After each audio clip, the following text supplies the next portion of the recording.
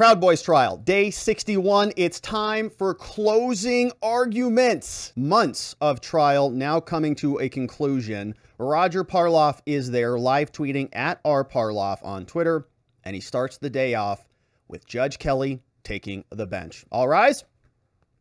Please be seated. Judge Kelly says, okay, well, before we get started, everybody, I want to get on the phones. Now, Roger gives us a little bit of background here. He tells us what they're seeing. He's in the media room. They've got 2 HD screens, 4 screens on the 2 big screens, medium shot of Kelly, 3 counsel tables and defendants. Lower right side is reserved for exhibits. And now the judge is bringing in the jury. Right up front, the government chart is set up showing what people participated in what chats. And now we have the government prosecutor first. Now, just so we're familiar with this, the government prosecutors, they get 2 closing arguments because the system hates defendants and they presume everybody's guilty even though we say they don't.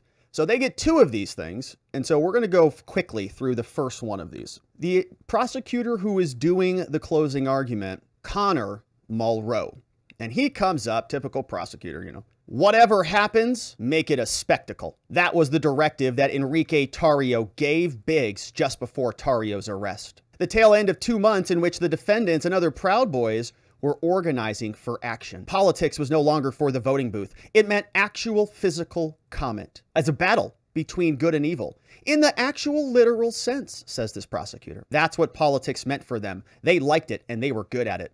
And they preached violence. Play a video. And after the video plays, he says, and then they turned their sights on the capital of the U.S., the heart of our democracy. And ladies and gentlemen, you know what happened next. They rushed and stormed across the barricades at the Peace Circle. They destroyed the fence and they pushed upstairs, smashing the window, taking the building. And they heard their leader over and over in a voice of full-throated agreement with what was being done. He said, do what must be done. Don't effing leave. Proud of my boys.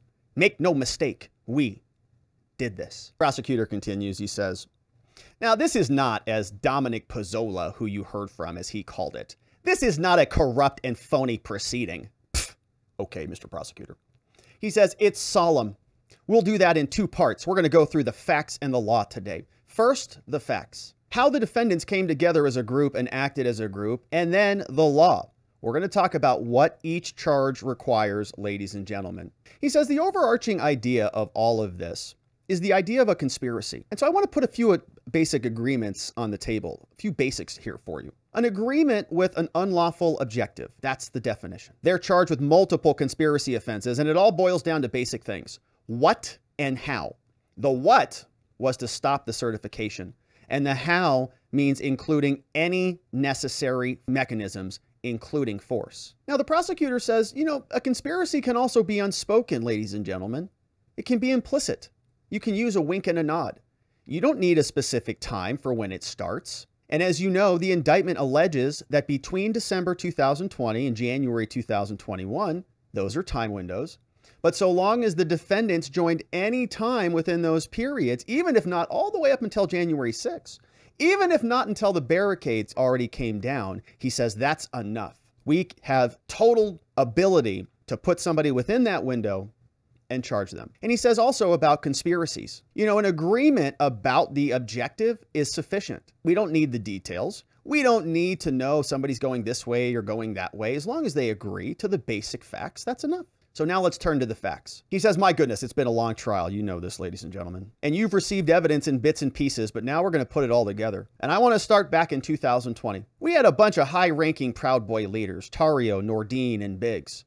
And they were hyper-focused on the election and the special role of the Proud Boys in conflicts around the United States. And they were jubilant when Trump came out at the debate and spoke their name. Trump, and listen to this, they're playing the video. They're playing the video of Trump on the debate stage where Trump said, hey, Proud Boys, stand back and stand by. And I think this is gonna, if there's a conviction in this trial, they're gonna use this as a pretext to say Trump was also guilty of the conspiracy by literally calling them out on the debate stage. Prosecutor says, and Biggs posted to Parler, said, well, sir, we're ready. Trump basically said, go and F them up. And Biggs, who's sitting there at the defense table, says, and this makes me so happy. Now, some elders in the Proud Boy didn't like it. They thought it made the club look bad. and they asked Enrique Tarrio, sitting right there, to disavow Biggs, but Tarrio refused. In fact, he defended Biggs. And Tarrio said, "We say stuff like that all the time. He's saying stuff we've always said. The timing was bad, yes." But Real posted, Zachary Real, he's there.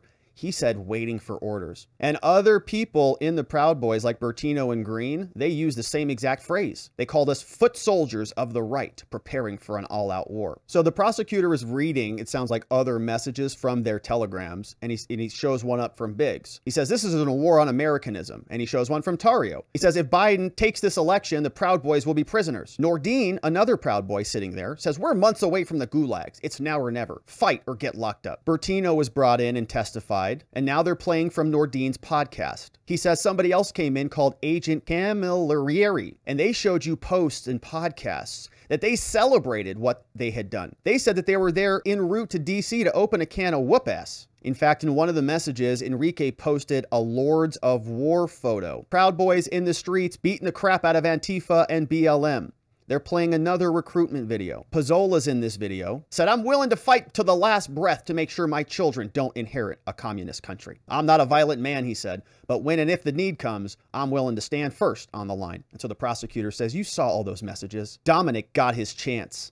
And ladies and gentlemen, you can infer a person's intent from what they do and say. When you're deciding if they were really willing to use force, you'll have these examples right in front of you. All of these messages from them, showing you that yes. He said social media for these defendants wasn't some private diary. It was a megaphone. And they used social media to radicalize others, including Pizzola. That's how they got new recruits and real men. They weren't looking to sing Kumbaya. They were willing to fight. And this was certainly true of men like Dominic Pizzola. He went to rallies in November and December. Now, they're not charged with anything that happened at those rallies, but the way they spoke about those rallies shows their intent. These were guys who wanted to get out there and get dirty. They show some more messages from Nordine. Said the Proud Boys killed it in DC today. PB's had a hell of a day today. Real is posting a meme. They're posting more messages. And he said while they were at these rallies, there's going to be a secretive faction within the Proud Boys themselves called the Ministry of Self-Defense. And they walk us through a timeline. They say, "Follow us long, jury, through this list." At 1:42 a.m., Donald Trump calls for a protest. This is on 12/19. Says, "January 6th, be there. We'll be wild." At 3:54, Biggs says, "Let's get radical and real men." At 3:54 the following morning, Tarrio and Biggs also have a FaceTime conversation, and they start elevating this new chat, the MOSD chat, and says 1 million patriots stormed the Capitol. Somebody said, "We need to raise bail money." Prosecutor continues saying, "Proud Boys were expressing a desire for violence. They discussed storming the Capitol. They talked about bodies hitting the floor. They talked about stacking bodies in front of the Capitol. And when they discussed letting women in or keeping the Nazis out, it was all about using force. They wanted to harness the boys in a large number." And in fact, during a Zoom meeting, twice people asked, "What is our goal for J6?" But twice he refused to tell them. "I'll fill you in on the ground." Real, when he testified, he showed you how knowledgeable he was about the certification process. But he testified that all the options had failed on January 6th. When Tarrio told the elders what the chat was for, he added the message 1776. Enrique Tarrio posted 1776. In 1776, people fought, died, and killed to change the system of government, says the prosecutor. And Biggs understood that. He plays a video of Biggs where he says, "Revolution means violence, and it's not pretty. Founders of this country fought to create a nation where leaders chosen by the will of the people and power handed over peacefully. These defendants saw themselves as Trump's army, fighting to keep their preferred leader in power no matter what the law or the court said. It was not 1776. He says on January 4th, Enrique Tarrio was arrested. And this didn't come as a shock. His connection at the Metro PD had been feeding him info for months, but he knew that he'd have his trusted lieutenants on the ground just before his arrest. He had a 2-minute phone call with Biggs, and afterwards he says, "Whatever happens, make it a spectacle," which is not an insurrection. It sounds like make it a spectacle, but not an insurrection. Doesn't mean take over the country. Make it a spectacle doesn't mean steal the country. All right. Then Nordine offers to nuke the chats and scrub the chats. Prosecutor says that's because they had something to hide. Says this case is not about an objective. This case is about an objective, not a plan. An objective, not a plan. When you see them figuring out where and when to meet, those are details that don't define a conspiracy. It's the difference between strategies and tactics, big picture versus nuts and bolts. Prosecutor knows they don't have much nuts and bolts. They don't have much about tactics. They don't have many details. They're asking the jurors to zoom out and give it the big picture. It says after the arrest, the objective remains unchanged. Morning of January 6th, he says the Proud Boys met at the Washington Monument. It was clear that they were not there to watch the Trump speech. The Capitol was the focus from the beginning. If they were really there to protect normies, they would have gone to the speech. But they did not make so much as a head fake in that direction. Other people testified that they were roaming around. Biggs posted some messages to Parler, and they're sharing some of their messages. And the prosecutor says, just listen to the contempt in his voice when he says those words. As they march past the officers suiting up in riot gear, the Proud Boys taunt them. Traitors, scum, pick a side, honor your oaths. Don't make us go against you. She says, they made our intentions known, their intentions known. And it was plain as day. They were not there to see Trump's speech. They were not there to protect the patriots. They were there to threaten and, if necessary, use force. The certification of the election, that's exactly what they did. First, they walked to the east side of the Capitol to scout it out. And as they went past the west, the peace circle, only one officer manned the barricade. That's weird. Why was there only one guy over there? Somebody said, let's take the Capitol. Hey, let's not effing say that, somebody else said. Don't yell it, do it, somebody said. Then they go to the food trucks. Then they march back to the peace circle. And this wasn't a coincidence of timing or location. Before they got there, prosecutor says the scene was quiet and it was, well, peaceful. But as soon as the Proud Boys got there, things changed. Almost as soon as they got there, Ryan Samsel greeted Biggs. Then he made a beeline towards the barricade. Samsel recognized the leaders of this large group and knew that they were focused on the same goal. And when Samsel went to the barricade, the Proud Boys went right with him. You know who else was right there at the time? Ray Epps, the guy on 60 Minutes yesterday who's living in an alternate reality. They included Ronald Lorkey, who was recruited by Nordine. And barriers were there to protect what was going on in the building. And that proceeding already was underway as rioters were going over the barrier. And Nordine, Biggs, and Real and Pizzola were all part of the first wave, says the prosecutor. They play a video and they're all highlighted on the video. And you can see how close they were just by looking at it from Real's perspective. Real says, F them, storm the Capitol. And Carmen Hernandez, we get our first objection. He says, Your Honor, objection. Says, and I don't know what happened, government had promised to remove Real's photo, but it hasn't done it in the exhibit they displayed. Ooh, yeah, we talked about that last week. They are copying and pasting messages, and then they are transcribing them. Hernandez objected to the transcription and to the photo, and they were supposed to remove Zachary Real's photo from it because it was really unnecessary. But the government didn't do that, figures. Real told you in testimony, the government says, like I said, what was going through my head, these people must know that these are stages I was talking about. Maybe they're trying to get there a few minutes early. But then he felt he needed to say to his own attorney something like this. You're giving me this look, but it's the God's honest truth. Put a pin in that, he says. We're going to come back to that. We're going to come back to Zach Real's truth in a minute.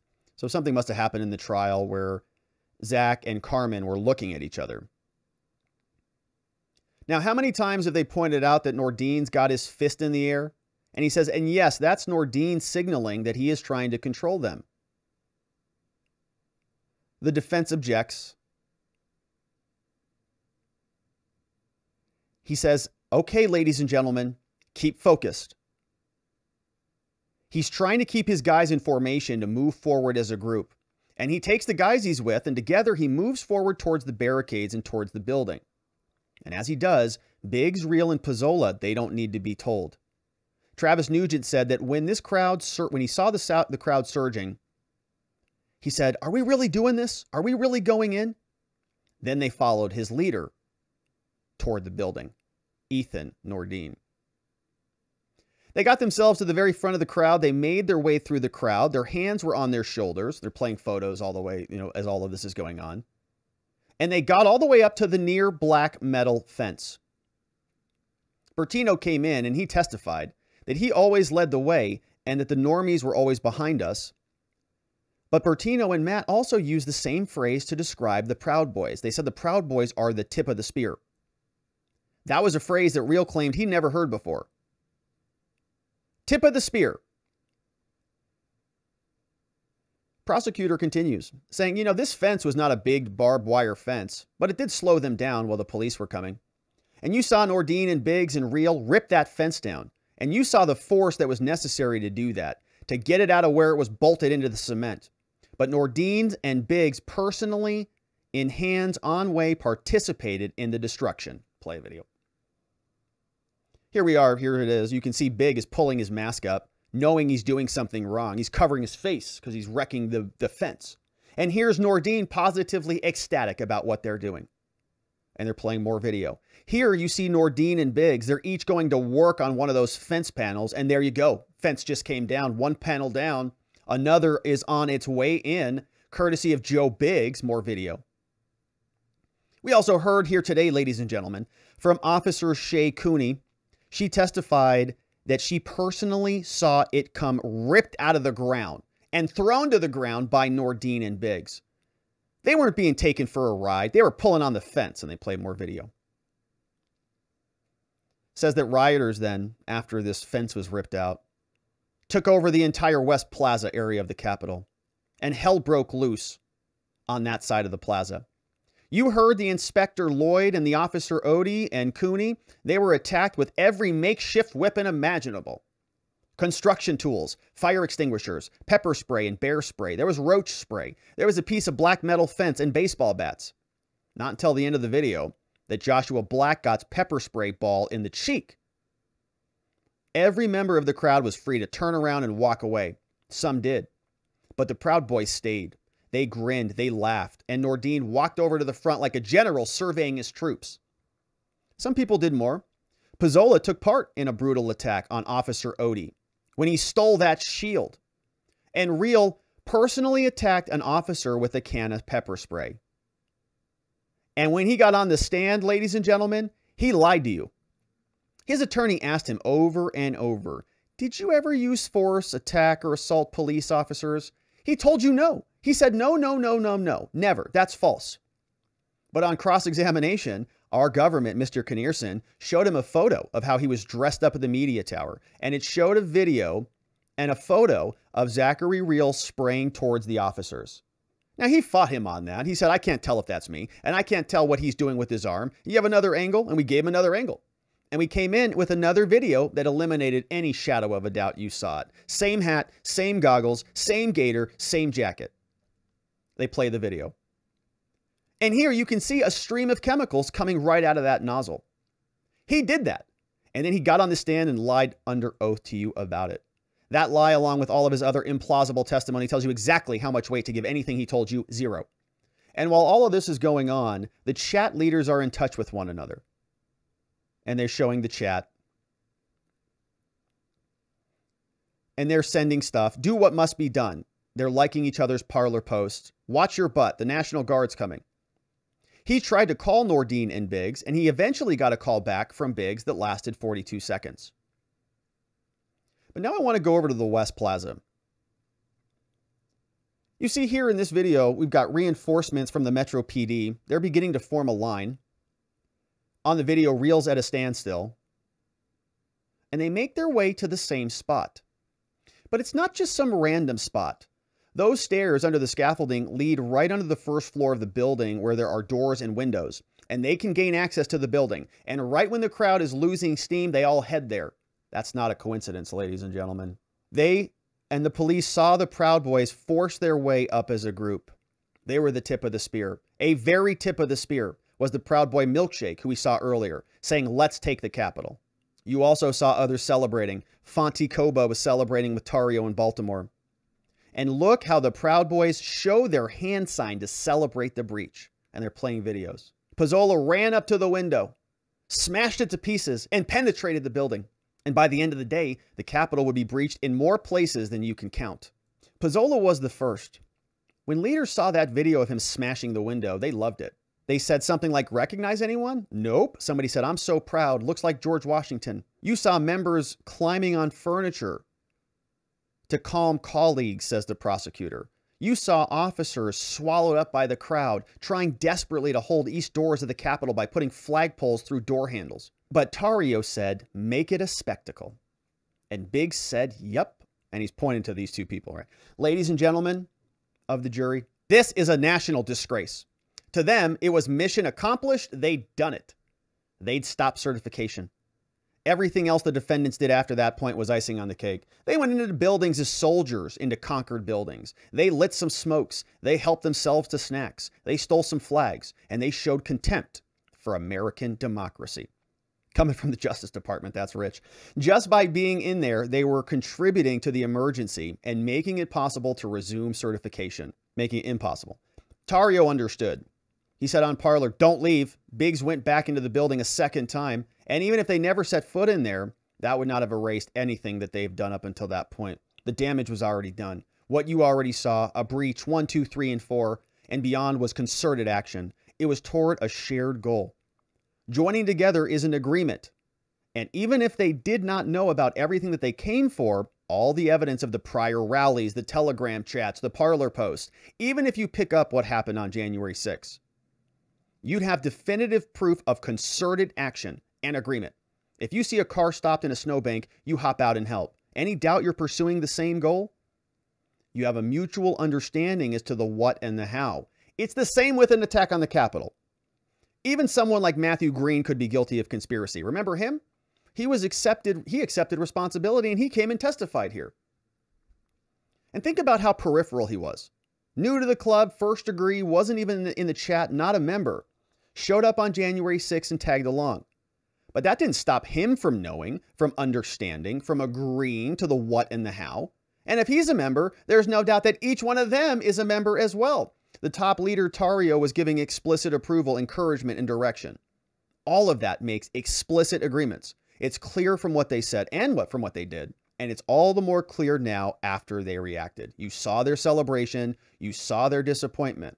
Celebration at what they had achieved, but disappointment that they had not gone further. You saw witnesses that the defense chose to put on. Eddie Block and his real good boy, Donnie. Still proud that he entered.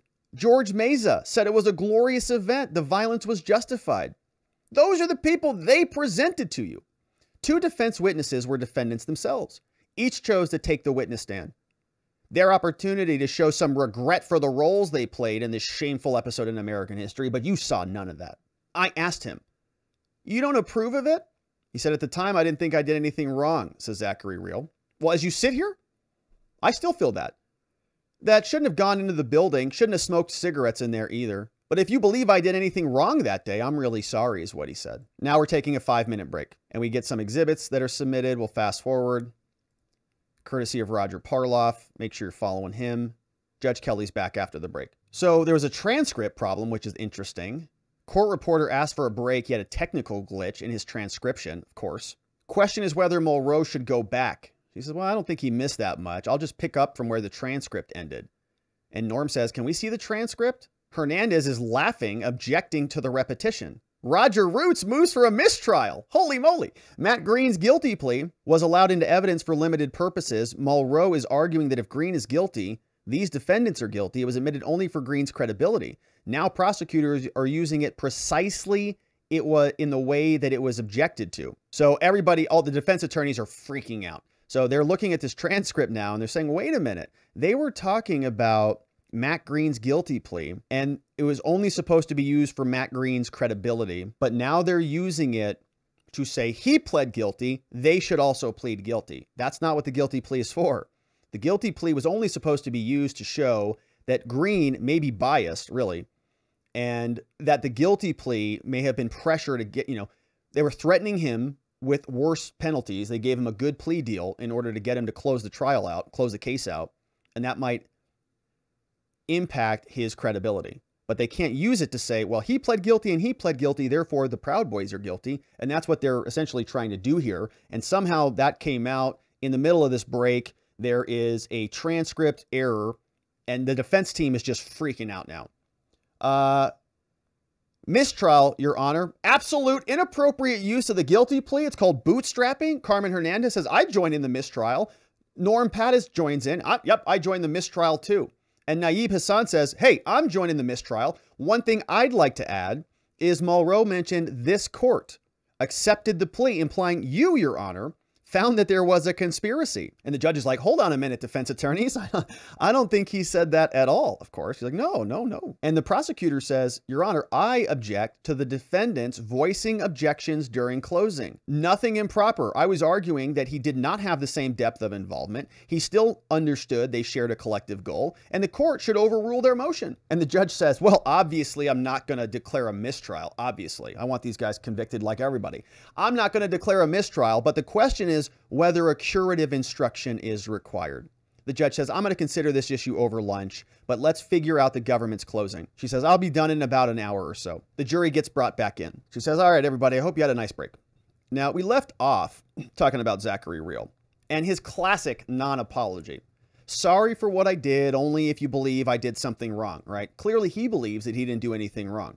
And Pezzola also came up here and took the stand, but he said that to take responsibility, but he did anything but that. In fact, Dominic got up there and he admitted nothing. He said his acts caught crystal clear on video. He blamed everyone but himself for his actions. He blamed Antifa. He blamed the economy. He blamed the COVID. He blamed his Marine training. He blamed Ray Epps. He blamed the man in the white shirt and Ryan Samsel and flashbangs that weren't even flashbangs. Some guy in New York, Dominic told him to get rid of his cell phone, back when it was fresh. Before the defendants found themselves in the courtroom, they were ecstatic. They were utterly unapologetic, sharing some messages from Enrique Tarrio saying, proud of my boys, we did this. Nordine saying, I regret nothing. They're saying Biggs was referencing an attack on Pearl Harbor and sharing some other posts. Mulrose says, Dominic Pezzola, here's his video inside the Capitol. He's saying, this is effing awesome. I knew we'd take this. She says, but his celebration turned to disappointment after the certification was completed. He said, we have no regret for the officers who were assaulted. No disappointment, but they were disappointed that things had not gone further. Nordine said, effing disgusting. I'm so mad. F you, Trump. You left us on the battlefield alone. Zach Rehl said, we lost our country. We should have held the Capitol. Somebody else said they should have burned it. And Rehl said, yup, fired up. They felt disappointed and betrayed. They'd taken a huge risk. If they succeeded, they would have been heroes. But now there are consequences. The defendants have 10 charges, 3 conspiracy counts and 7 substantive counts. And the prosecutor says the conspiracy all boils down to the what and how.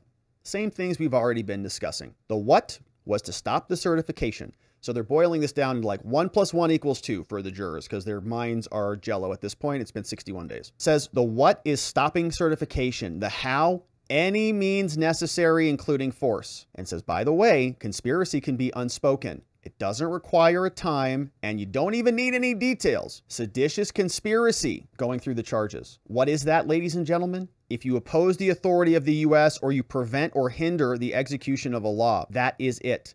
And that fits here to a T. They were preventing the peaceful transfer of power. This is not overthrowing the government. It's just preventing the transfer. Here's a second way. Interfering with the Electoral Count Act. Destruction of the metal fence. The use of force from Rehl was when he sprayed officers. When Nordine said, we use force on the podcast.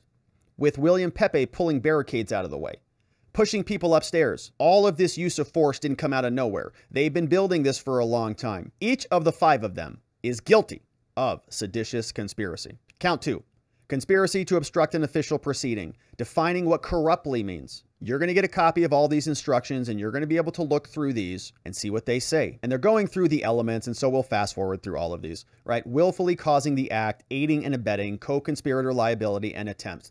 As we talk often about here, each charge, and this stuff is critically important, it just doesn't translate well. The jurors are going to be going through each one of these and deciding, did they do this? Did they willfully cause the act? Did they aid and abet? Check.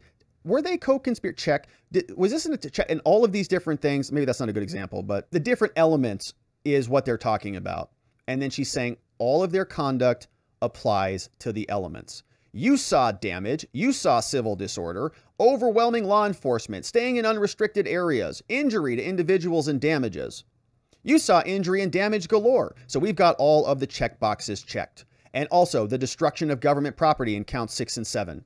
It requires damage over $1,000. And look at the damage. The total damage, $32,000 according to our government estimate, which is, $97.56 per foot, 328 linear feet. So the 6-foot long panel was $1,100. If you take the 2 panels and the window, each is valued over $1,000. They say so total times 2. They're doing some math for the jury here. And they're saying it's over the threshold. So therefore, they're guilty of that. And Dominic Pezzola also took property. The property was stolen. And so the prosecutor finally wraps up there.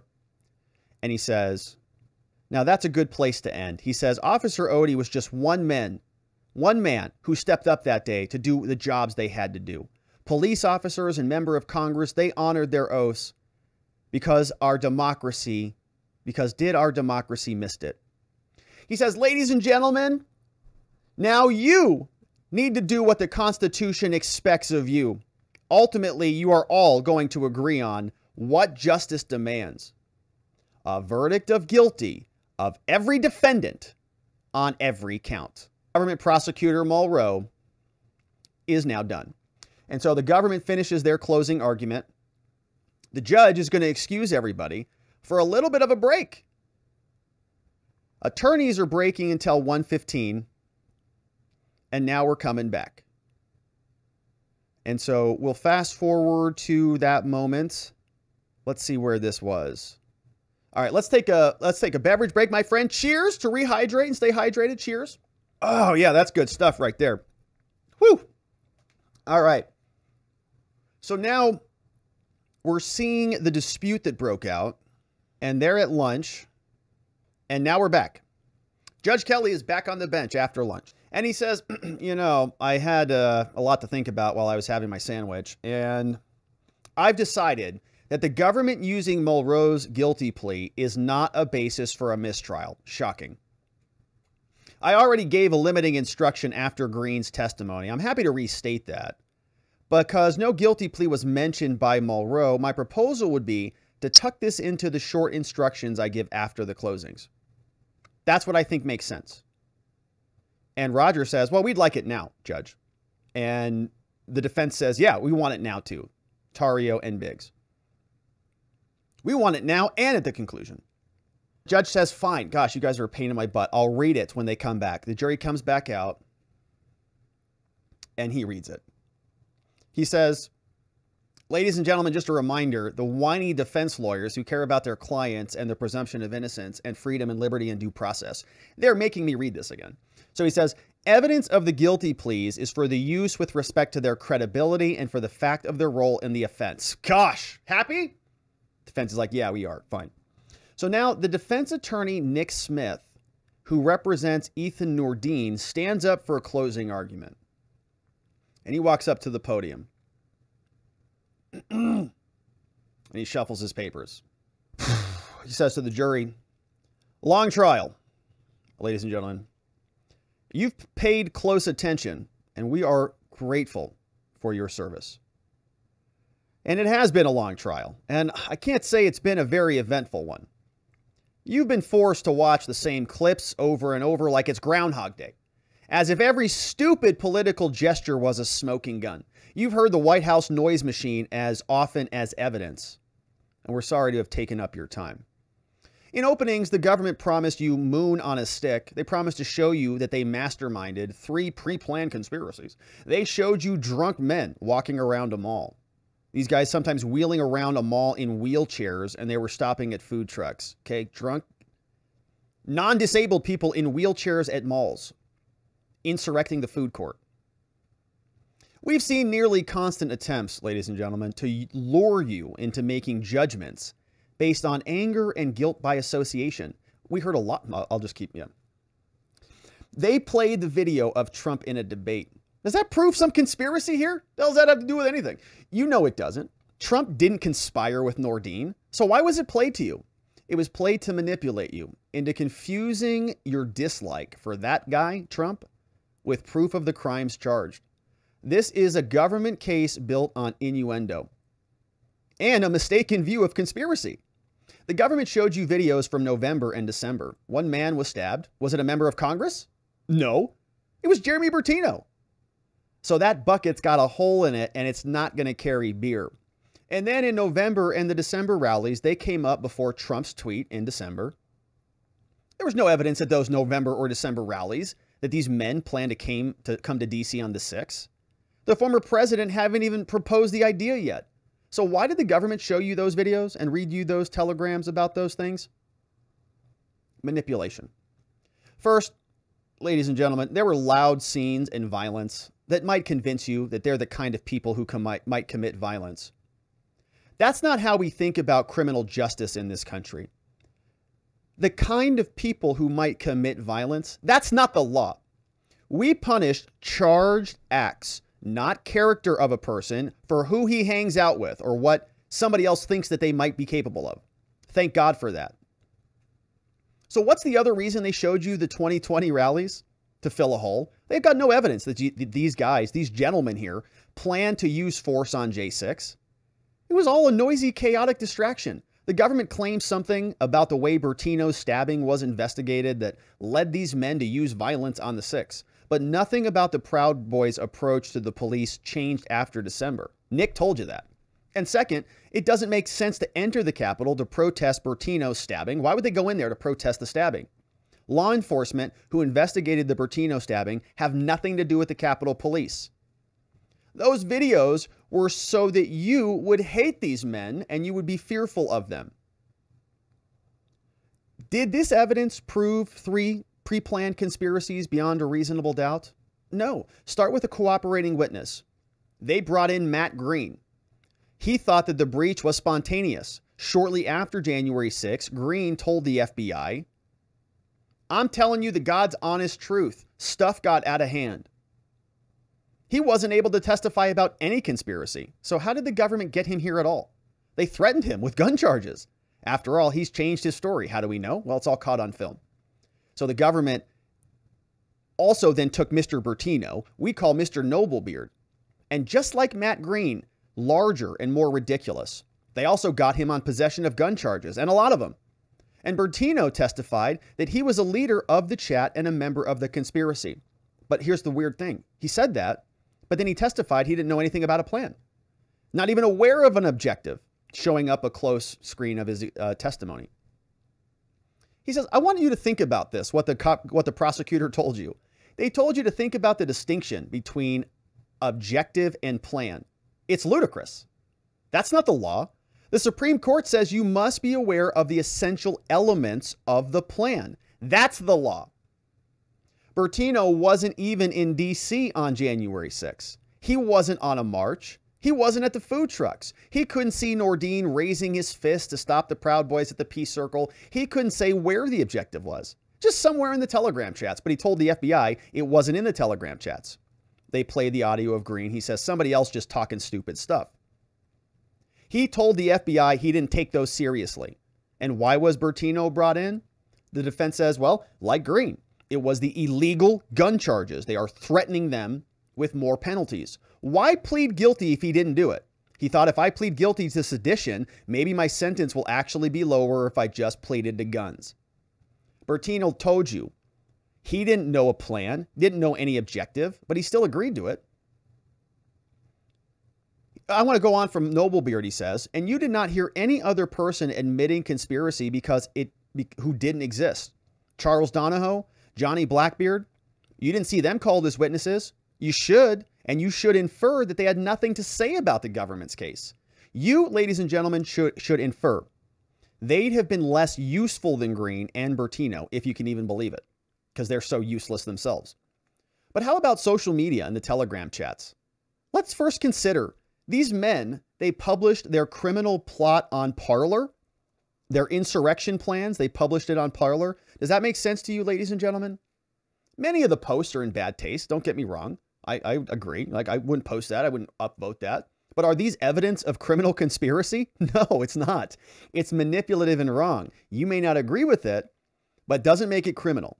What about the Telegram chats? Before we get to them, I want to play some of the comments. They play some audio of Bertino. He says that the ministry chat was just a small group of guys decided we're not going to break the law. Everything that was supposed to happen was peaceful. I thought we were doing the same thing we'd always done. March. I never thought that was going to happen was going to be more than this. He says he didn't really commit seditious conspiracy. But the government searched their phones and their computers, and they didn't find anything about jumping barricades or storming the Capitol. The texts and telegrams you saw that they paraded here are often from people you never even heard the real names of. There isn't a single chat showing that Nordine planned to use force. It just doesn't exist. What does exist is some random political commentary repeatedly strewn throughout the Telegram chats as evidence these people had no idea what they were doing as late as January 5th. You have a lot of chats designed to inflame your anger and make you dislike them. Did you see people celebrating? Did you see people using avatars with turtles and so on? The government wants you to find these people guilty because of what other people did and said. The government says these men failed to rebuke the speakers, like the guy with the turtle avatars. That's just another way of saying they're guilty for what other people did. And this idea is monstrous. We could never use the internet. We'd have to spend every waking minute rebuking all the filth in the world. Telegram chats. No evidence Nordin even saw most of the chats. His phone was off on January 6th. And the government witness, Kate Kane, admitted that. So the chats themselves are also inconsistent with the conspiracy. On January 4th and January 5th, the defense attorney says, commentary not knowing what the plans are for the next day. What's the plan? Johnny Blackbeard said, he didn't think there was a plan at all. Well, that doesn't make any sense. If there's an agreement, how do all these guys keep saying there's no plan? There was no testimony that you heard today that they were using code or lingo to hide their communications. He said people have done these terrible things in the Capitol, and they're making inflammatory comments in the chat, so you know they're not talking in code. Real in this chat copies and pastes a copy of criminal charges against Biggs. He says, look, the government is trying to make it sound like it was all planned. The Proud Boys are sending messages stunned that they're being accused of planning a siege. Now, they say that fear of arrest does not prove a pre-planned conspiracy to storm the Capitol. All right, yeah, these men were afraid of being arrested and trespass. Yes, they were concerned they might get in trouble, but not for conspiracy, not for deleted chats. FBI experts said blanks in the messages are not necessarily deleted messages, and some people deleted messages to avoid getting doxxed. That's not evidence of a pre-planned agreement. And consider the video conference sessions that they had. We played some of those here, but they were very selectively used. At one point, Enrique Tarrio said the rallies should not be about fighting. Also said we're never going to be the ones to cross a barrier. So why would he be misleading people if that's what Enrique Tarrio said? Moreover, the defense continues, saying Ethan Nordin knew the entire march was being filmed. It was all being online. When he said, we're going to go down to the Capitol, make a presence, there was no secret code here. Nordin was telling you the plan. We're going to go down to the Capitol, make a presence, and go back to the main rally. That's what he said. That's the plan. Doesn't involve insurrection. Somebody approached Nordin and asked, are we going inside the Capitol? Nordin says, no, we're not. If she wanted to go in, she should have found Ray Epps. Plan was to go to Capitol for a minute and then back to the rally. It's utterly inconsistent with the pre-planned conspiracy. And so the defense says, look, there are two alternatives here, all right? One, these men are masterminds who thought every second ahead. Or two, they were just being themselves. And if they were being themselves, take them at their word. The most logical, simplest explanation, which is utterly inconsistent with every conspiracy charge. There's no way to reconcile this. Travis told you that Nordin was approached by a guy who had identified himself as a pastor. Pastor said, you all should jump over the barriers and go in. Nordin told him no. This is the third time he's indicated this is not the plan. We're not going in. At the food trucks, Travis Nugent told you the group was making spontaneous decisions, ladies and gentlemen. That's inconsistent with the pre-planned attack. Some were hungover from the night before. Some wanted to proceed. But Nordin was among those who wanted to go back to the hotels because he was hungover. And that testimony was never contested. Nugent was called by the government. And Nugent also testified that when the group moved on and started crossing barriers, he said, I'm going to go find my friends. Now, you've been shown videos of the defendants using a megaphone, but you're not told anything about this man also using a megaphone. And now we're talking about Ryan Samsel, saying there's no evidence that Samsel and Biggs had the same goals. And there's another man in the green circle. He's looking surprised right here. He's two of the first men approaching the barrier. But none of the defendants are even looking at those rioters.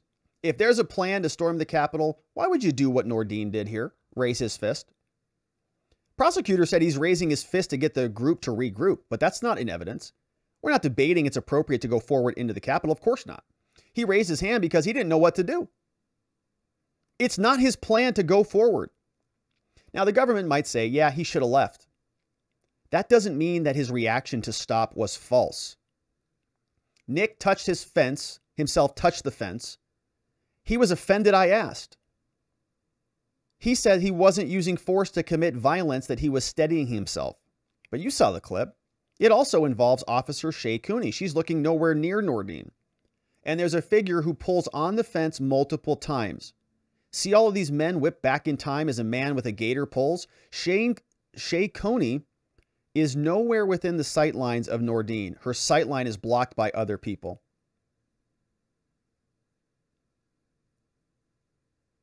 Now I want to go back to January 6th. Smith is showing us photos of the fence again, discussing interference with law enforcement. He says, ladies and gentlemen, you saw one video of a protester stopping an interference with an officer. He stopped Chris from shoving an officer. Nordine grabbed Chris's shoulder and says, is that the intent of someone who wants to interfere with law enforcement? Why would he stop an assault? Of course it isn't. The prosecutor suggested that Lloyd, Cooney, Ode, and Riggleman were interfered with, but Nordine didn't take any action to interfere with them.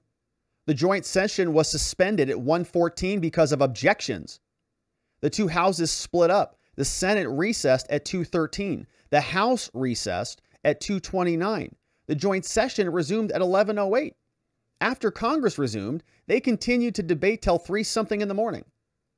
There's something the government doesn't want you to know. Nordine doesn't enter the building until sometime. He missed it. By the time he enters the building, the House wasn't in session, and there wasn't a Senate in session. The government wants you to believe that they interfered in the proceeding, but the proceeding wasn't in procession. There was no interference because they had already adjourned. Gavelled out.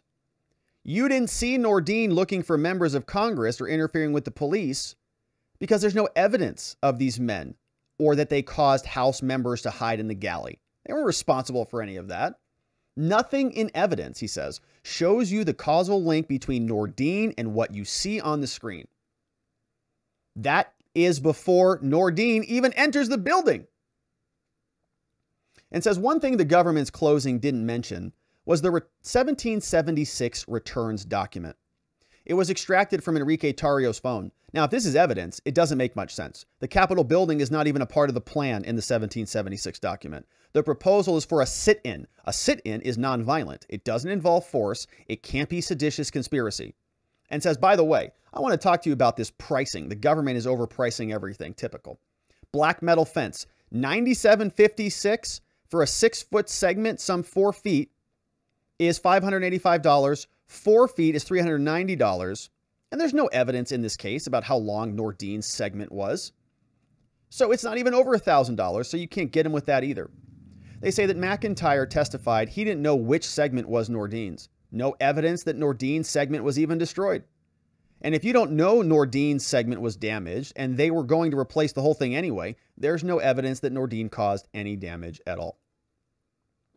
The clips you were shown from January 6 were loud and chaotic. It creates an emotional reaction. Remember when one prosecutor charged up and down with scary profile pictures, or the challenge coin, government agents raided homes, shiny coins that get your eye, useless fool's gold. What happened at the Capitol was a disgrace. He says, but the government showed you footage of people fighting in tunnels, hitting police, but they didn't show you these men who directed these activities. So what's the point? It's just guilt by association. We have seen evidence beyond a reasonable doubt. Says, have we seen evidence beyond a reasonable doubt? The government masterminded 3 pre-planned conspiracies? No. No, and it's not close. Michael Graves told you he met up with Nordine, reached an agreement to go back to the Airbnb around 3 or 4 to hear music, saying the Proud Boys are so disorganized they couldn't even organize a trip to McDonald's. And saying there's no evidence that he's lying. There was a breach at 2:13 p.m. The plan was to go back to an Airbnb and have a music party after they took over the Capitol. Doesn't make any sense. You also heard from Eddie Block and his good boy Donnie, a paraplegic photographer. He said that there wasn't a plan to storm the Capitol, according to what he saw. He told you decision-making at the Washington Monument was spontaneous. Travis Nugent, his testimony was critical. Was with Nordine the entire day and hasn't been charged with anything. Not trespass or anything. He's done every single action that the defendants in this case have done. At the food trucks, Nugent said that Nordine wanted to go back. It doesn't make any sense to say that he was planning to storm the Capitol. And also, when he said he saw Nordine put his body in between the police and the rioters, it's a state of mind inconsistent with the plan to interfere. The defense continues. It says, you heard from Aaron, another witness. He was an informant since 2008. At a critical moment, he's at a peace circle. He sends a text to the FBI saying, Proud Boys did not do it, did not inspire, herd mentality. When you keep hearing the same things over and over, you can't disregard it. He said the Proud Boys didn't do it. It was just a herd mentality. Saying the Proud Boys, in fact, tried to de-escalate this. You also heard from Jeff Finley. He said when Ethan Nordine raised his fist at the circle, Finley saw it. And the government had stipulated that at least 8 informants and 2 at the Capitol were in Telegram chats. But the FBI did not use info by these informants to stop the conspiracy. Why not? Well, 2 reasons. 1, people saw it and wanted that to happen. That's preposterous, says this defense lawyer. Yeah, right. So why, if there were a bunch of feds who were monitoring all of these insurrectionists, did they not stop the conspiracy? The defense says, well, one reason might be they wanted it to happen, which is crazy, obviously. So number 2 would be considered that nobody thought the chats were criminal or that they were a conspiracy. Extremely powerful testimony that the chats are being looked at in a different light than before. So back to my client, Ethan Nordine. What did he do on January 6th? He had no weapons. He assaulted no one. He broke nothing in the Capitol. He accosted no members of Congress. He went in no office. He had no plan or objective except to protest. And he had the same objective as thousands of other people. But I want to go back to the defense witnesses. Was their credibility challenged? No. The government attacked their character. The government threw muck at them. Aaron worked as an informant for 15 years. The government asks you to receive some text in 2020. When someone says, let's burn the eyes out of some group. Sir, isn't it true you moved a podium? That wasn't a good thing to do. But does that mean that his testimony was false? No. Same with Nugent. The cross was about bad text that he had sent or received. But was he ever charged? And the prosecutor says, Your Honor, may we be heard, please? I know he's in the middle of closing, but I want to be heard. They have a sidebar. They come back. Smith continues. He says, we also ask you to take notice of how the government asks certain questions of witnesses. Notice how the government never asks the most important questions, like was there an agreement? Was there a plan? They know the answers, but they don't like them. So he revisits the definitions of seditious conspiracy. He says the government has not shown any agreement at all, except an agreement to protest and march. They have not shown when an agreement was reached or by whom. Says the defendants must be aware of the essential nature of the plan. Objection sustained. Now watch this. Objection sustained. Now the judge is saying, okay, we're going to take a break here. The defendants must be aware of the essential nature of the plan. So they're arguing points of the law. We had heard previously here that the government came out and said, well, you don't need to know the specifics, right? You just need an objective, not the details. Objection sustained, and the judge excuses everybody. The jury leaves. Court reporter's break of 10 minutes. Now the judge goes on a tear here. He says, Mr. Smith, so much of this is inconsistent with how you've conducted yourself throughout this case. You've got misstatements of law that you've stated them, and now you've got a graphic up on the screen. When you're done here, I'm going to instruct the juror that what you've told them is wrong. It's not the law, and it's very misleading. The judge is fired up. He's hot right now, says Roger. He's pissed. So when they come out, I'm going to tell them you're wrong, and that's a bad thing for the jury to think about the lawyer. The lawyer just misled them. Whoa. So he says, tell me why you should tell them what the law is and not me. He's telling Mr. Smith. Why do you get to tell them and put them on your slides what the law is? I don't get to tell them. The defense attorney says, Your Honor, what? Mr. Mulrow, who was just up in front of me, instructed the government on the law throughout his constant slides. We're not reading the law as inconsistent. It's from a Supreme Court case. The judge says, yeah, but you took yours out of context. And also, you've repeatedly commented on who's been charged and who has not. We've litigated this many times already, Mr. Smith. My goodness gracious, he says. My goodness gracious, this judge. The defense says, yeah, but Your Honor, Mr. Mulrow had a mistake on his slides, and it wasn't deliberate. That happens. Judge says, it was the third time when the government finally wanted it to be heard. Okay, I already gave you some leeway on 1 and 2, but you did it a third time. And he says, yeah, but Your Honor, the Blumenthal quote is literally from the Supreme Court. It's the law.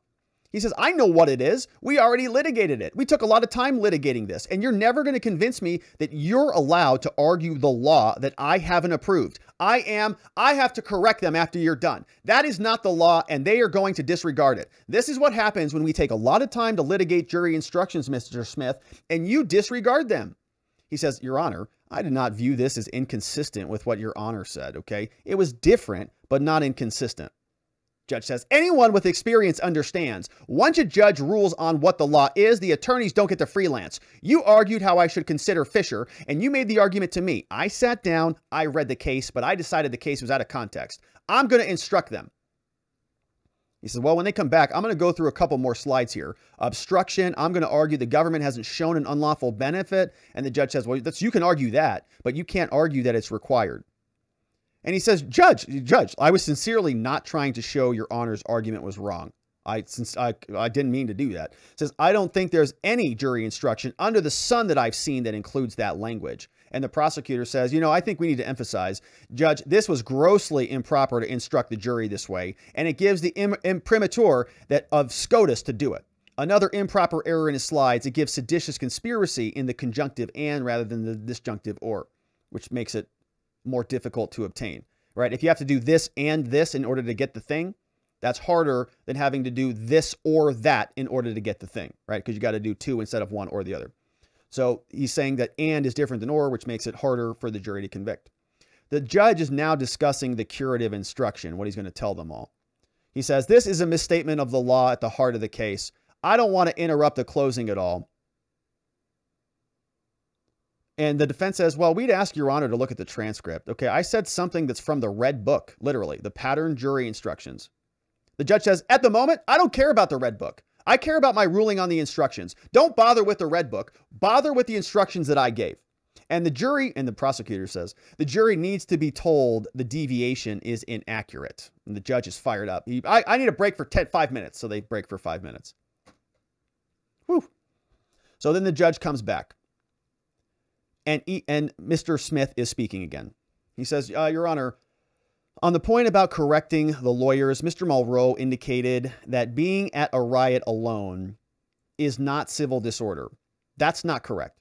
We'd ask the court, if the court is going to correct me, that it also correct the government at the same time.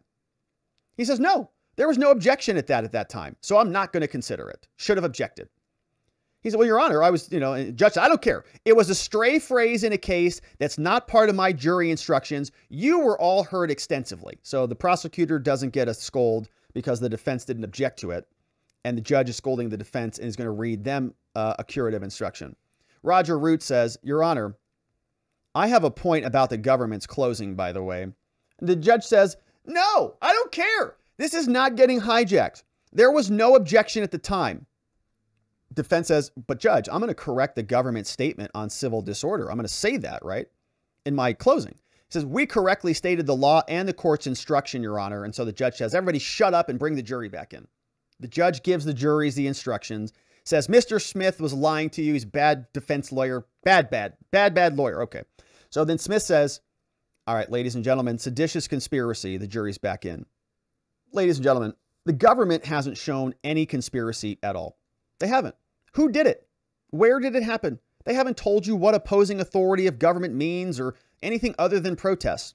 The government has shown you Nordine agreed to use force against people on property, but no weapons. If they wanted to use force, why did they leave their guns home? Why are we talking about water bottles? You saw a video of people fighting in a tunnel. The government cited some people's names, but guess what? They're not defendants in this case.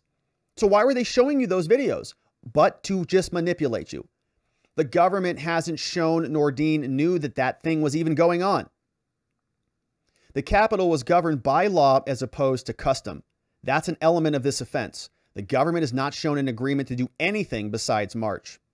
The fact that the people breached, does that show an agreement? No. So many witnesses testified that this was spontaneous. The fact is, there was a riot at the Capitol doesn't mean these people knew in advance there wouldn't be enough police, that the Capitol wouldn't be adequately protected. Why'd they chance it? These are men walking around without guns, with beer cans in their hands, planning to stop the peaceful transfer of power? The video shows them doing the exact same thing as thousands of other people. Is every riot a conspiracy? They're pretty big, different concepts. You also saw images of Nordine in the building. Did he try to find where the vote count was taking place? No, nothing indicates that. What you've seen instead are drunk comments, stupid comments made on Parler. The government hasn't shown Nordine actually obstructed the vote count at all. The joint session suspended an hour before he even entered the building. The House and the Senate recessed before he entered, and the chronology just doesn't work.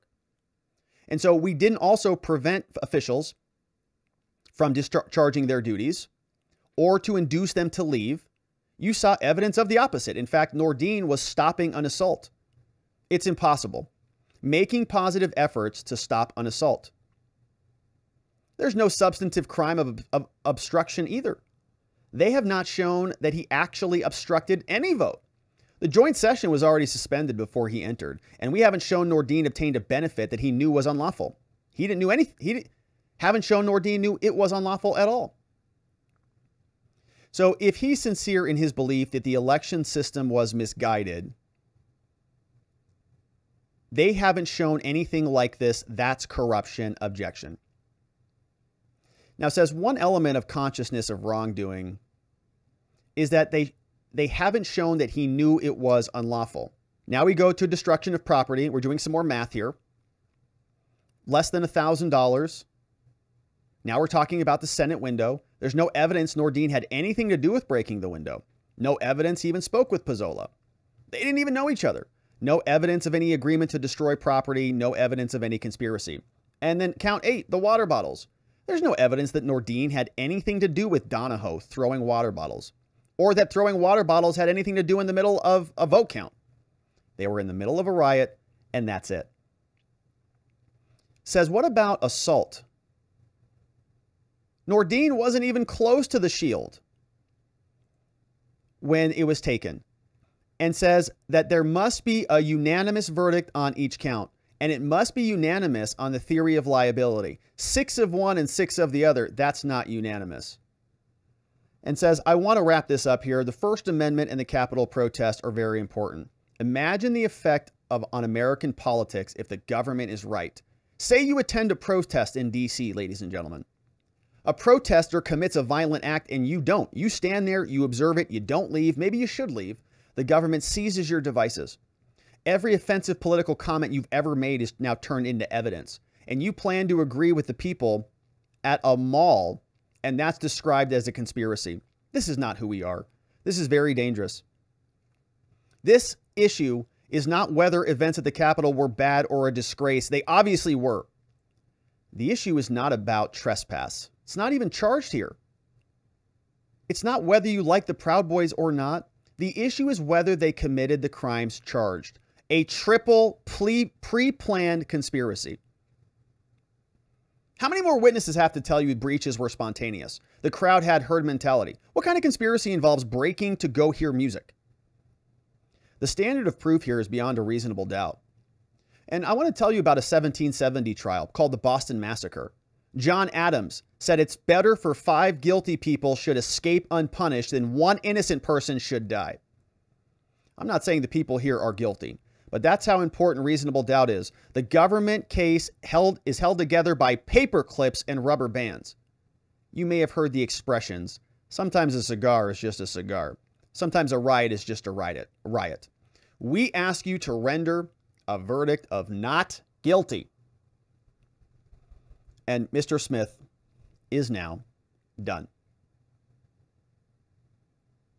So Carmen Hernandez is now up, and she gets her slides up on the screen. And big on the screen, it says, Zachary Rehl is not guilty. Love it. Says, good afternoon, ladies and gentlemen. Now, the first thing I want to do here is thank you. What you sat through the last 4 months was above and beyond the call of duty. This has been a huge case for all of us. Says, I grew up in New York. I'm a Latino. I'm pretty old at this point. Judge says, can you move your mic closer?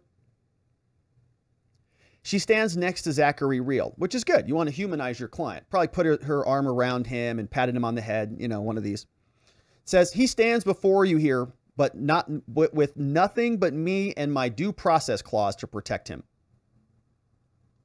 Which is true. Carmen Hernandez has been fighting this case very aggressively with a very limited amount of resources. Remember, the U.S. government has billions of dollars, the entire DOJ, entire FBI, all of the other federal agencies, all of the media, all of Congress, versus 5 defendants and a handful of defense lawyers. So she says, the only thing that stands before you with nothing but me and a due process clause to protect him. There are 5 prosecutors, FBI agents, a mountain of evidence, much of it having nothing to do with him at all.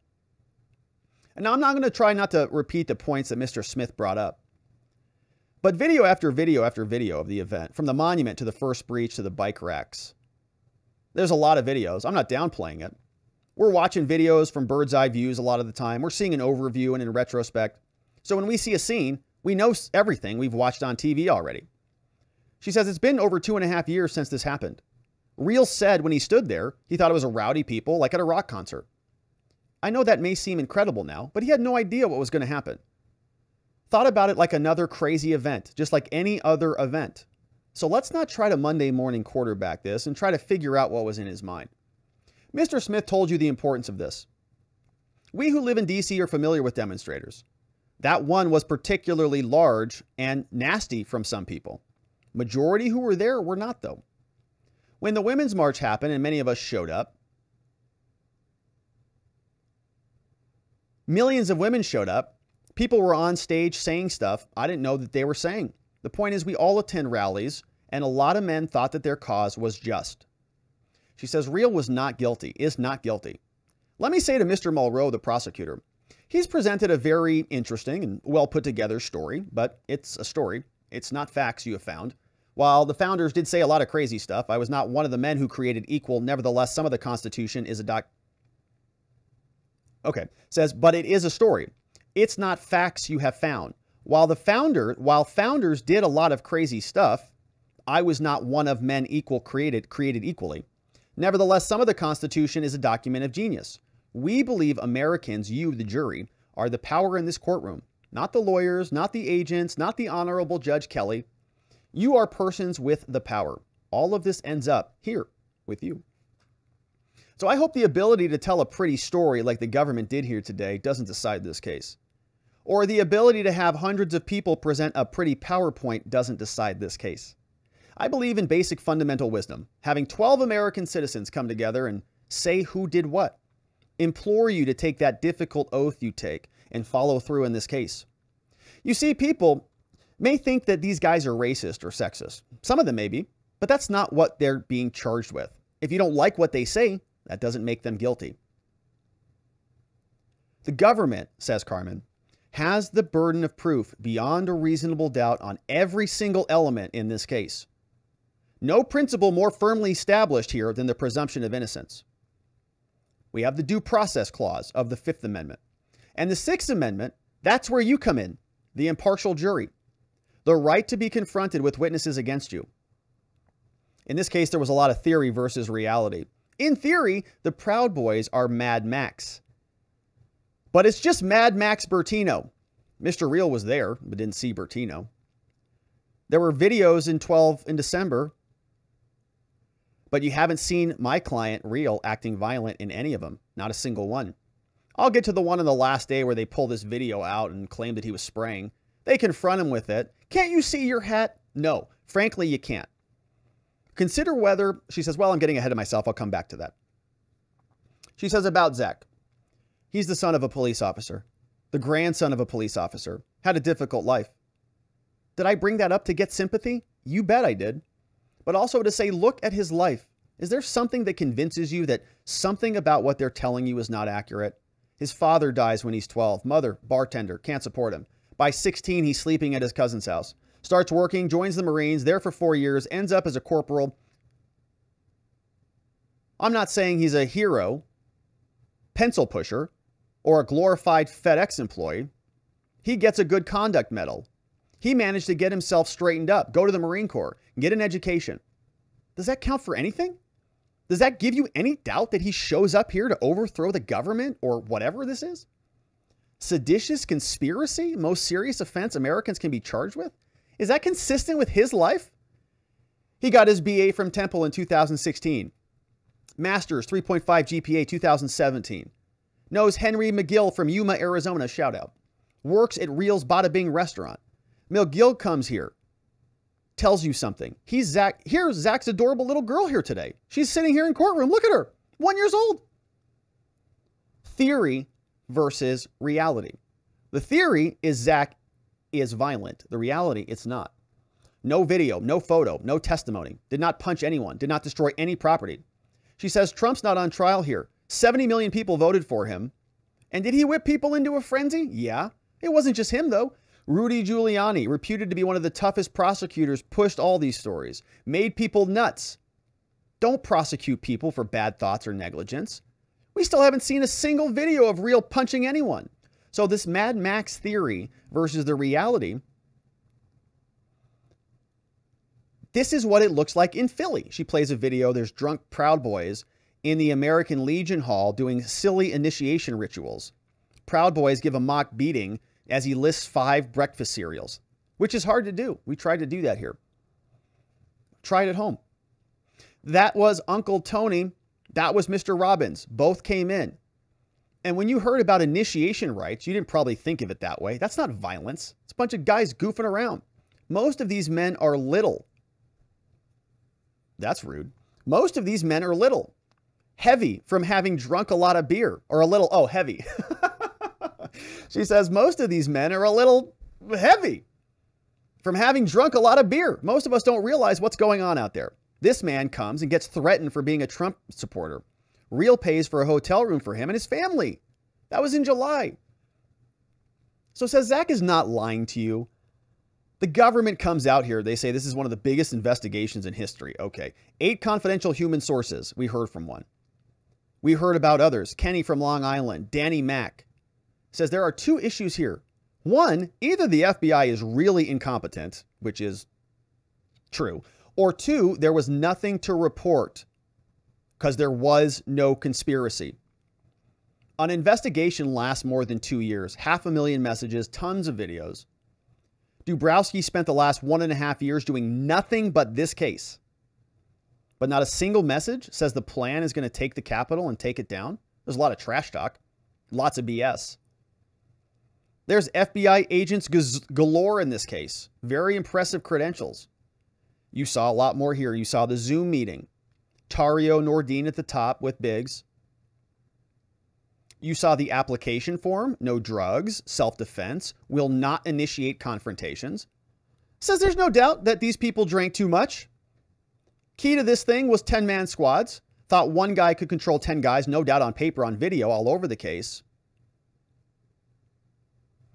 They play a clip from Reel. Says if you're just going to sit there and be an a-hole, you're not part of the planning team. Playing another video. That video of a woman with a knife getting knocked out, she says, that was pretty nasty. It's nasty. I saw it. Now, I know they're honorable men, but there is an element of trying to get you to react viscerally to this. They want you to see that and react. They're trying to get you to think, nasty video, nasty men. But that's not how the law works. It's not supposed to happen here. There was other evidence about Zach Reel's 10-man fighting force. Other people are listed in this. She says again, not one of them used violence. So they put together this group of 10 people, but none of them used violence. She says theory versus reality. This is her theme. No violence, no destruction of property, no weapons, entered through the Capitol open door, no forced entry, no alarms. Says on January 4th, there were stages. Everyone comes to the protest. That's where the laws are made. Another chat. She says they're talking about this. If we still have a plan to break off on teams, we can pick them there on the spot. What were some of the objectives agreed upon anyways? She says, big conspiracy. If people at the top don't even know what the objectives are, how is that a conspiracy? The burden is on the government, ladies and gentlemen, to prove this conspiracy and do it beyond a reasonable doubt. Real didn't meet with Biggs or Nordine. There were no phone calls with Biggs. There were no telegram messages explaining the plan. On January 6th, Real, he's there, eventually waiting to enter the Capitol. He's there with Jeff. Jeff is wearing a suit to the insurrection. What kind of an insurrection is that? She plays a video of the upper terrace just before Real enters the building. Somebody says, hey, you want to go in? Pence got evacuated. She says, now the fact that Pence is gone is not a defense, but it goes to his state of mind. What was his intent? Not one of them says, let's go in and break heads or break windows or whatever. Finley and Real have never been inside the Capitol. It's an immense, beautiful building.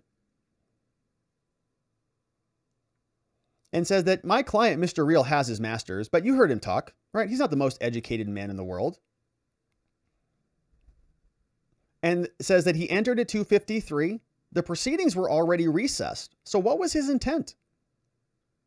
If he's mistaken that he was prohibited from entering, that's not intent to obstruct the proceeding. So she moves on. She's got some additional slides. She sums a lot of it up for us. Says, on January 6th, no weapons, clothes, plain rain jacket, common sneakers, no boots, no bear spray or pepper spray, lots of photos and videos. She's now saying that his voice that says F 'em, storm the Capitol, is not his. She turns over to the telegram messages and says, you know what?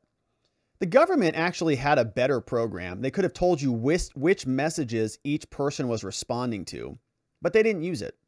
They're trying to imply that all of the messages are all equally guilty. And a special agent said that they added some other functionality last year, but said regardless, it's their burden to convict Real. If they have a better program, they've got to use it. They have an obligation not to ask you to convict Real on the evidence if there's a better way to prove the evidence. Now, I want to ask about this smoke video, she says. I want to talk about this Pizzola smoke video. On January 7th or January 8th, she says, yeah, it's true. Zachary Real said it's time to prepare for a Biden presidency. It's just the tip of the spear. Bertino said the Proud Boys used this, over 500,000 messages. And Zachary Real was not anywhere near Donahoe. They stipulated that Real was nowhere near Donahoe when he threw the water bottle. He said he'd never seen Donahoe be violent. They're talking about these other stipulations. Says Zachary Real was nowhere near Pizzola when he broke the window. No evidence he was near that at all.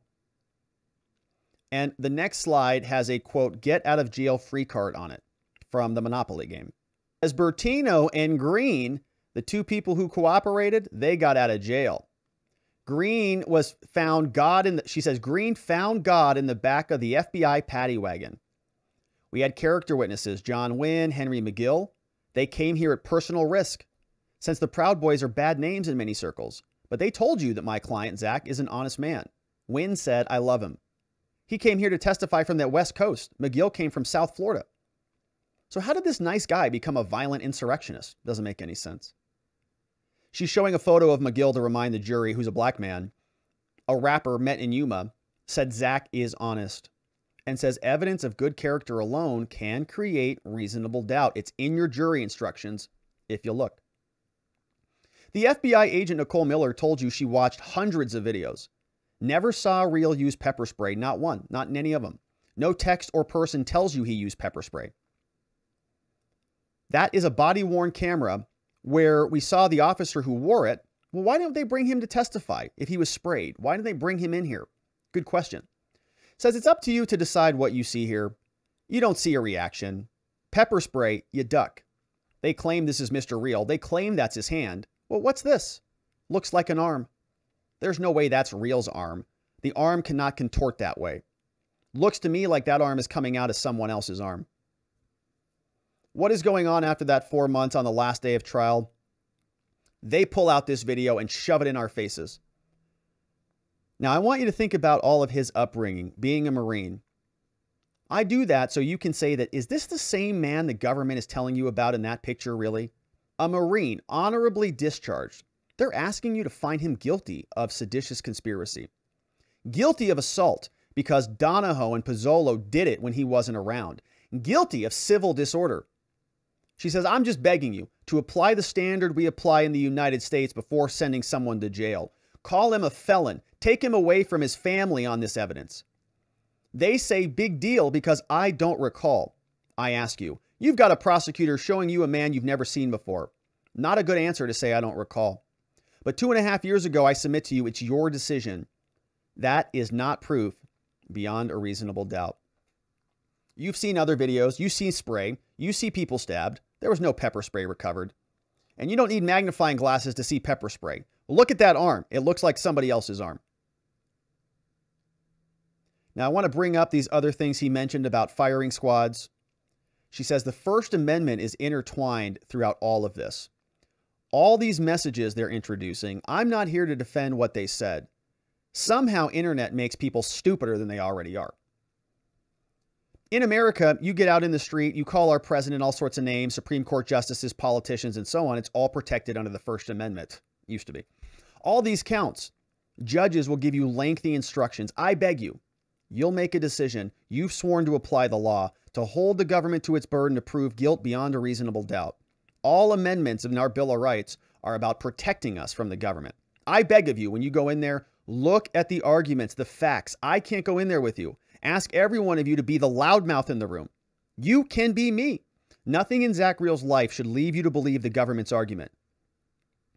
She puts a hand on Mulroe's shoulder and says something like, he's not as bad as he seems to be. I think she's referring to Mulroe. Whoa! Oh, man.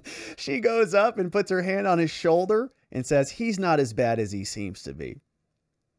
Thank you for your time, ladies and gentlemen. And the attorneys are done. Carmen Hernandez says, thank you. Jury being excused for the day. Woo! So we got through 2 of those. Roger says, okay, so we've got 3 more defendants. The government's going to have a rebuttal next. Pattis comes back in, is asking about whether there will be a First Amendment instruction. Judge says yes. It's in your email. The judge says, okay, we're done for the day.